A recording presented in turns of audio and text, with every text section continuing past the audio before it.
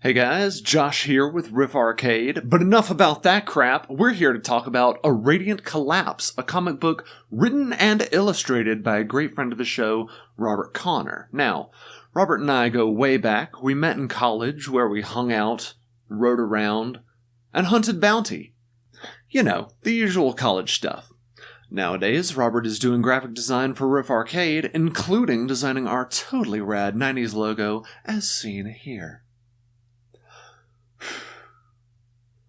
But finally, after plugging it on our channel as if we were getting paid by the name drop, which we aren't, I'm proud to announce that the first issue of Robert Connor's A Radiant Collapse is finally available for purchase online at aradiantcollapse.com. So, with that being said, let's kick off my first Riff review, or Riff view, if you will. When you order yours, it will come to you exactly like this, inside of a padded envelope. And inside that padded envelope is... boom! The comic itself, gently nestled inside of a clear plastic sleeve as if it were a legitimate comic book.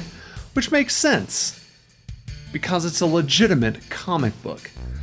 You will receive yours the exact same way I received mine, and I received mine in pristine condition, so you don't have to worry about ordering it online. It will come to you exactly as if you bought it in the store yourself.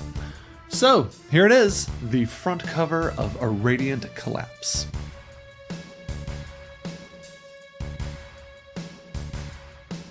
The setting of the comic book is very interesting to me because it's a cyberpunk science fiction, and I love cyberpunk science fictions. Within this comic book, Robert has already established a universe full of interesting little tidbits and lore.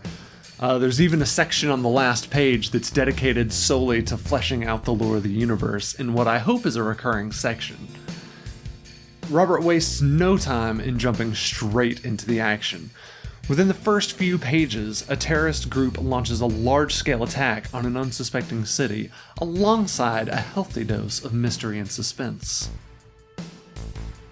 Furthermore, on the very first page is an in-universe countdown, promising readers that they haven't seen anything yet, and a bigger spectacle is on the way. This is a very good way to start a comic book series. I think it'll really grab the reader's attention and leave them wanting more. I know I am. So, the way I describe cyberpunk to people is, it's the future as seen from the 1980s. So think Tomorrowland from Disney World. So lots of neon, lots of screens, lots of flashing lights, and the world Robert's created has this in spades. And yes, I'm still talking about a comic book, not a TV screen. And what I mean by that is, to me, one of Robert's greatest strengths is his use of lighting throughout the issue. By contrasting night scenes with these bright, vibrant neon colors, the colors really seem to jump off the page as if they were actually glowing. You can actually even see that a little bit on the front cover. You can see the Radiant Collapse logo done in what looks to be a neon light set against this dark background. It really seems to jump off the page. That makes me wonder if anyone's ever actually tried illustrating a comic with glow-in-the-dark ink.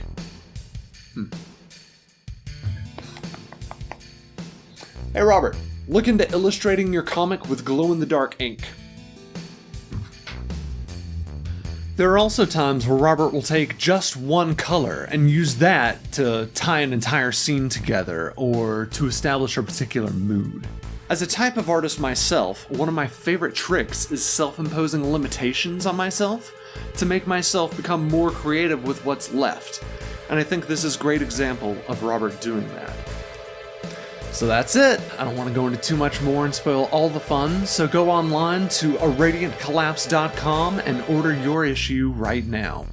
Also on the webpage, you'll find some free art assets that Robert has made, and inside the comic itself, you'll find a QR code that unlocks a video showing Robert creating the opening scene of the comic along with voiceover commentary. Robert also does live art streams on Facebook, and you can find the links to all those things in the description of this video. Robert, thanks for all you do for Riff Arcade and for making this amazing comic book A Radiant Collapse. As for the rest of you, I can't wait for issue number 2. Bye, everybody.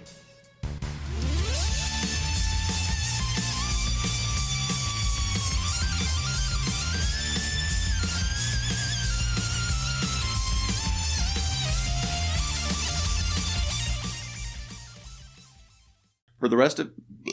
Oh no. So think Tomorrow World from Disneyland. I said that backwards. There's no such thing as Tomorrow World. Hey, Robert. Look into doing your comics with glow-in-the-dark ink. I just destroyed my keyboard.